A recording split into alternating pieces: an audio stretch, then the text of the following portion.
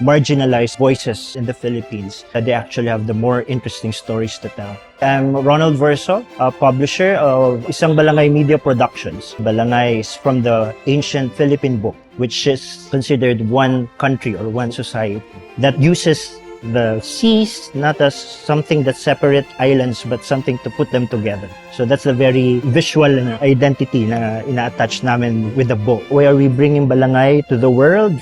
Because we need more people to listen to our stories. I think the world should know how unique the Filipinos are. If you guys want to read something new, go beyond your expectations, because that's the Philippines. It's something beyond what you can expect, and you'll find that in our books. Our books in Balangay, what makes them unique is that these writers talk about their people. Like for the book Maqueda, Maqueda is the bay between the island of Catanduanes and Luzon.